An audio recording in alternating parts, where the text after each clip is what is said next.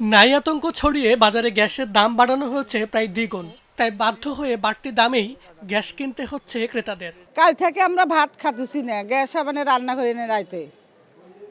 এখন কি করলাম, 2,000 দিয়ে নিলাম, খাইতে তো লাগবে।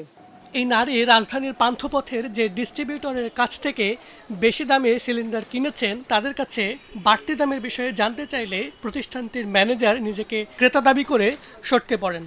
নাই বলতেছে, এক সপ্তাহ যাবত নাই তাদের কাছে।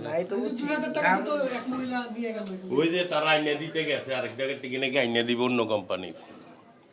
তবে দোকানের কর্মচারীর দাবি, দোকানে অনেক সিলিন্ডার থাকলেও কোনোটিতেই গ্যাস নেই। সিলিন্ডার তো আছে, খালি সিলিন্ডার, গ্যাস তো নাই বর্তমানে। মাল নাই, মানুষের মাল দিতে পারে না, দেখেই তো বাড়িতে চলে গেছে। লজ্জায় তো মুখ দেখাইতে পারতেছে না। রাজধানীর বেশিরভাগ এলাকার চিত্রটা এখন এমনই। দোকান ভর্তি সিলিন্ডার থাকলেও ক্রেতাদের বলা হচ্ছে গ্যাস নেই। তবে বাড়তি দাম দিলেই মিলছে সিলিন্ডার। গ্যাস এই 1 সপ্তাহ আগে কিনছিলাম 1300 টাকা, কিন্তু কালকে গেছিলাম 2000 টাকা দাম, তারপরে গ্যাস আনি নেই, আগেরটাই ইউজ করতেছি। 2000 টাকা কয় গ্যাস, আজকে গ্যাস আনতে পাঠাইছি, গ্যাস নাই, কয়েক সপ্তাহ ভিতরে গ্যাস পাওয়া যাবে না। এ যেন এলপিজি ব্যবসায়ীদের নতুন সিন্ডিকেট, যাদের দৌরাত্মে দিশেহারা ক্রেতারা। অন গ্যাসের দাম বাইরে আছে গা 2100 টাকা দাম। আমি কইতে কেমনে দোয়ানদারি করাম, কত আমরা পাইতেছি না, কি করা। আমরা কি বলবো, যখন যা বাড়ায় তখন তাই দিয়ে নিতে হয়, কারণ ওনারা এসে এখানে দিয়ে যায়, আমাদেরকে আনতে হয় না। গ্যাসের দাম এত বাড়তি কেন? লাইনের গ্যাস যদি মনে করেন মাসে 1240 টাকা হয়, তাহলে বোতলের গ্যাস কেন এত টাকা হয়?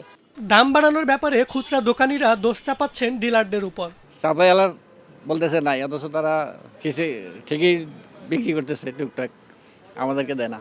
ঢাকা জুড়ে গ্যাস সরবরাহে শক্তিশালী সিন্ডিকেটের অভিযোগ উঠেছে। কৃত্রিম সংকট দেখিয়ে বাড়ানো হচ্ছে দাম। তবে এ বিষয়ে কার্যকর কোনো নজরদারি নেই সরকারি সংস্থাগুলোর। Bangladesh energy regulatory commission BERC সবশেষ 12 কেজি এলপিজির সিলিন্ডারের দাম 1253 টাকা নির্ধারণ করে। তবে শুক্রবার কোথাও এ দামে বিক্রি হতে দেখা যায়নি, যদিও ভোক্তা অধিদপ্তর বলছে এ বিষয়ে পদক্ষেপ নিচ্ছেন তারা। আমাদের এই বিষয়ে অভিযান চলতেছে, গতকালও হয়েছিল, প্রায় 4টা টিমে অভিযান করছে। এই বিষয়ে আমরা অবগত আছি, আমাদের এটা কাজ করছি। 2021 সালের এপ্রিল থেকে প্রতি মাসে এলপিজির দাম নির্ধারণ করে আসছে বিইআরসি। বাড়তি দামের বিষয়টি ইতিমধ্যেই তাদের নজরে এসেছে। এ বিষয়ে ব্যবস্থা নিতে গত বৃহস্পতিবার এলপিজি ব্যবসায়ীদের সংগঠন লোয়াবকে চিঠিও দিয়েছে বিইআরসি। মাহাবুল ইসলাম, স্টার নিউজ, ঢাকা।